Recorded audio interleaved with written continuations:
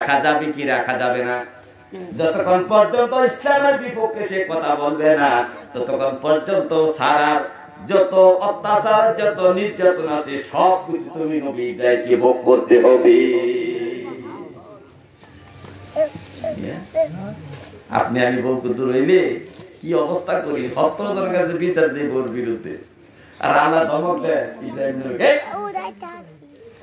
আল্লাহ বলে আমার বান্দারা, হে আমার ইমানদার বান্দারা যারা ঈমান আনছো বলো আমি তোমাদেরকে পরীক্ষা করব। তা আল্লাহ পরীক্ষা করতেছে। এ মিয়া আম্মা জান আসিয়া কত ভালো মহিলা, কত বড় আল্লাহর ওলি ছিলেন, কত নির্যাতন ফেরাউনের সহ্য করেছেন বলেন।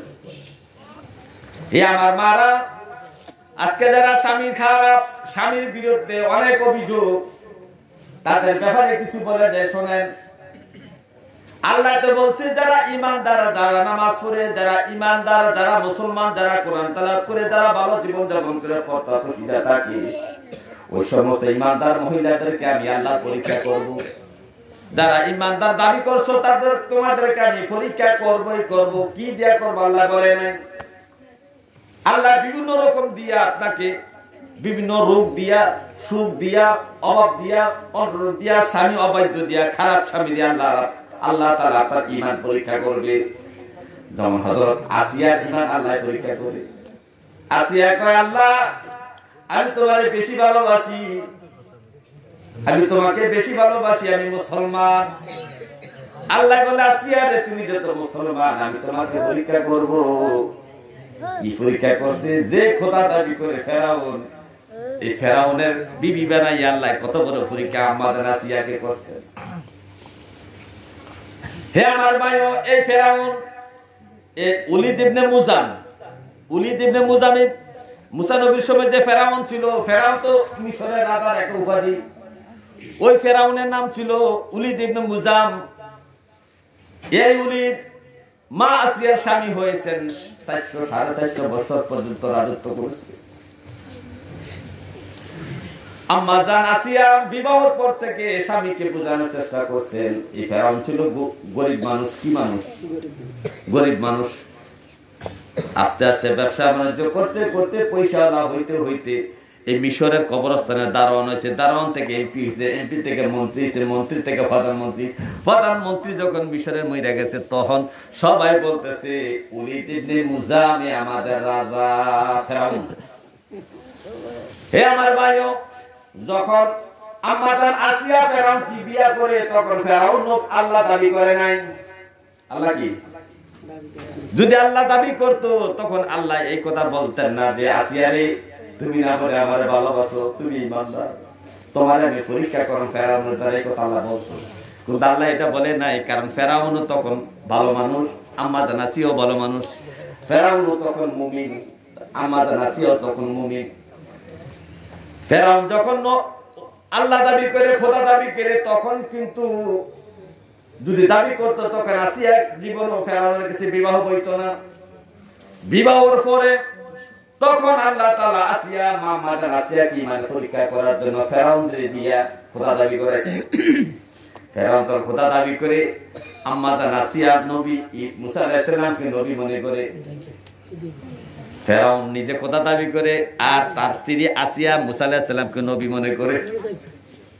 হে আমার ভাইও, এইভাবে অনেক জীবন কেটে গেল, 30-40 বছর জীবন যাপন করলো ফেরাউনের সাথে। শেষ পর্যন্ত যখন সে জানতে পারলো ফেরাউন যে আমার আসিয়া আমারে খোদা মানে না, মুসারে নবী মানে, এক আল্লাহরে আল্লাহ মানে, তখন হয়তো আসিয়াকে কি নির্মম কষ্ট দিয়া ফেরাউন হত্যা করেছে। ফেরাউন চেয়ারে বসে দৃশ্যগুলা দেখছে। তার জাল্লাত বাহিনীরা আম্মা জান আসিয়া দুই হাতে পেরেক ঢুকাইছে জমিনে, ঢুকাইয়া দুই পায়ে পেরেক ঢুকাইছে, ঢুকাইয়া পারে নির্মম ভাবে পিটাইতে পিটাইতে কোবাইতে তার সামনে তার স্ত্রীকে হত্যা করা হয়েছে। এত বড় নিষ্ঠুর স্বামী ছিল এই মুমিনা মা আসিয়ার স্বামী ছিল ফেরাউন। ওগো মা, আপনার স্বামী তো ফেরাউন না, আপনার স্বামী তো মুসলমান। আপনার স্বামী হয়তো স্বামীর জন্য আপনার সাথে খারাপ ব্যবহার করে, আপনি কিভাবে আল্লাহর কাছে তার বিষয়ে দোয়া না করিয়া, তার বিষয়ে আল্লাহর কাছে ধৈর্য ধারণের দোয়া না করিয়া, হেদায়েতের দোয়া না করিয়া স্বামীকে বরদোয়া দেন, স্বামীর জন্য বিচার চান, স্বামীর জন্য বদনাম গান, স্বামীকে বিভিন্ন জায়গায় স্বামীকে লাঞ্ছিত করার চেষ্টা করেন। ওগো মা, আপনি তো ফেরাউনের স্ত্রী হন নাই, আপনি তো একজন ঈমানদার মুসলমানের স্ত্রী হয়েছেন।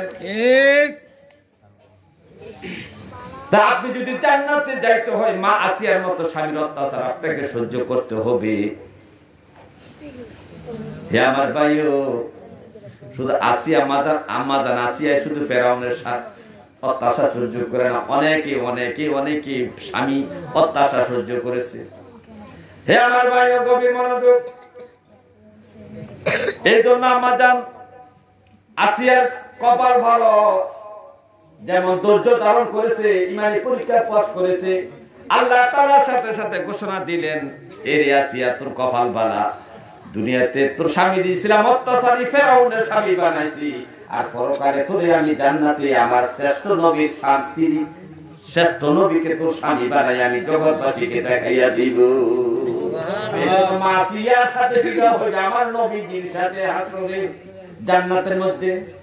জান্নাতের মধ্যে স্বামীর অত্যাচার সহ্য করার কারণে, খারাপ স্বামীর অত্যাচার সহ্য করার কারণে, যে খারাপ স্বামীর অত্যাচার সহ্য করার কারণে, ইমানি পরীক্ষা পাস করার কারণে রাব্বে কারীম আমাদের আসিয়াকে জান্নাতের মধ্যে জগতের শ্রেষ্ঠ নবী মুহাম্মদুর রাসূলুল্লাহ সাল্লাল্লাহু আলাইহি ওয়াসাল্লামের সাথে বিবাহ দিয়া আমার নবীকে স্বামী বানায়া হাসরের মধ্যে জান্নাতের মধ্যে আমার নবী মা আসিয়াকে আল্লাহ উপহার দিবেন। জোরে জোরে সুবহানাল্লাহ।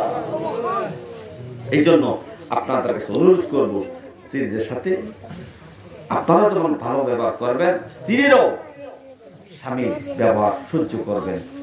কারণ চিন্তা করেন, আপনার সাথে অনেক অনেক খারাপ স্বামী ছিল জগতে। আল্লাহ প্রিয় বান্দা, আপনি কি আইয়ুব নবীর মতো সেবা, মা রহিমার মতো কি সেবা করছেন স্বামী? আর আইয়ুব নবী তো শরীরে পোকায় ধরতে ধরতে একেবারে শেষ করে দিয়েছে, দুর্গন্ধে। মা মানে কোন স্ত্রী তার কাছে ছিল না, সবাই তাকে পরিত্যাগ করে চলে গিয়েছে। কিন্তু মা রহিমা জান নাই, কারণ সে বুঝতে পারছে আল্লাহ আমার পরীক্ষা করাইছে, আমার স্বামীর কুষ্ঠ রোগ দিয়া বা বিভিন্ন রোগ দিয়া, বিমার দিয়া, আমার স্বামীকে বিমার দিয়া, আমার সেবা দিয়া আমাকে পরীক্ষা ফেলাইছে।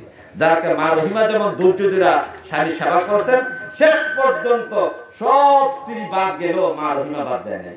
বরঞ্চ তা নয়, আল্লাহ তাআলা যতগুলো তার সম্পদ ধ্বংস হয়েছিল, ছেলে মেয়ে ধ্বংস হয়েছিল, এসে ডবল ডবল সম্পদ, ডবল ডবল ছেলে মেয়ে আল্লাহ তাআলা আইয়ুব আলাইহিস সালামকে আল্লাহ দান করেছেন। সুবহানাল্লাহ, সুবহানাল্লাহ। তাহলে আপনি আমি স্বামীর কি কিন্তু ফেরালা দিতেছি, কিন্তু ফাওয়ান সাতবাংসে বড় কিছু সেবা করেন, আপনি কি মা রহিমার মতো সেবা করতেন স্বামী? মা কেন আপনি স্বামীর বিরুদ্ধে অভিযোগ করেন? হে আমার ভাই, যারা দুইটা বিবাহ করেছেন, শেষ কথাটা বলে শেষ করছি, দুইটা যারা বিয়া করেছেন, তিনটা চারটা বিয়া আপনি বউ চারটা রাখতে পারবেন, বিয়া আপনি 100টা করতে পারবেন, সমস্যা নাই, আপনার সম্পদ থাকলে করবেন। কিন্তু নবীজি বলছেন তালাক দেওয়া হলো নিকৃষ্টতম হালাল। ভিক্ষা করা আর তালাক দেওয়া, ভিক্ষুক আর তালাক দেন স্বামী, তালাক দেন না স্বামী আর ভিখারি এক সমান। আপনার বাড়িতে ভিক্ষা করার জন্য মানুষ আই কিনা? এই ভিক্ষাকারী ভিক্ষুক, এই হগিরা বেড়া আর এই তালাক দেন না স্বামী এক সমান, দাম একরকম, দুই ফাল্লার তোলে দুজন ওজন সমান। কারণ দুটোটা কাজে নিকৃষ্ট, ভিক্ষা করাও নিকৃষ্ট, তালাক দেওয়াও নিকৃষ্ট। হে আমার ভাইও, যারা দুইজন বিবি আছে, তিনজন বিবি আছে, তাদের বিষয়ে একটা নসিহত করে দেন। নবী বলছেন, 12 সালের খুতবায় আছে, নবী যে বলছেন, যারা তোমরা দুইটা বিবাহ করেছো, দুটা বিবির মধ্যে তোমার সমতা বর্জন কর, সমতা বজায় রাখবা, সমতা। বড় বউরে একটা 3 পিস দিলে ছোট বউরে একটা 3 পিস দিবা, বড় বউর লেগে একটা সিঙ্গার আনলে ছোট বউর লেগে একটা সিঙ্গার আনবা, বড় বউর লেগে কাপড় আনলে ছোট বউর লেগে কাপড় আনবা। অর্থাৎ বড় বউরে যদি মুচকি হাসি দাও, ছোট বউর সাথে মুচকি হাসি দিবা, সমতা বজায় রাখবা। আর সমতা বজায় যদি তুমি না রাখো, হাসরের মাঠে তোমার কি অবস্থা হবে শোনো।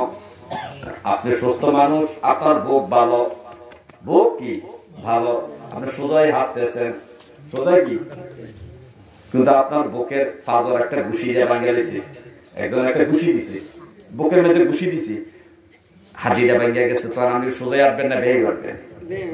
কেমনে আসবেন? নদীরে আসবেন, আরে আমি শেষ, তুই আমার কখনোর ঘুষিটা দিছি, আমি শেষ, ঠিক নেই, বুকে নদীরে আসবেন। হাসরের মাঠে কিছু স্বামী ভেবে দৌড়া দৌড়া হাঁটবে, এমনি বেকাইয়া বুকের মধ্যে দৌড়ে দৌড়ে হাঁটবে, হাড় ভাঙ্গা, কি ফাজরের হাড় ভাঙ্গা, বুকের হাড় ভাঙ্গা, এভাবে বাঁকাইয়া হাঁটবে। হাসরের মাঠে প্রশ্ন করবে, এ ফেরেশতারা তোমরা বলো না, রব্বে কারীম আপনি বলেন এই মানুষগুলা কারা? যারা এভাবে বাঁকাইয়া হাঁটতেছে, মানুষ সুস্থ সবল, বুকের হাড় বালা থাকতে সোজাই হাঁটবে, তারা কেন বাঁকাইয়া হাঁটতেছে? ফেরেশতারা ডেকে বলতেছে, হাসরবাসীরা শোনো, দুনিয়ার মধ্যে যে স্বামীগুলা দুইটা বউ ছিল, যে স্বামী দুইটা বউরে দুই চোখে দেখছে, ছোট বউরে লুকে লুকে না খানা খাওয়াইছে রাতের বেলা, বড় বউর খোঁজ খবর নেয় না,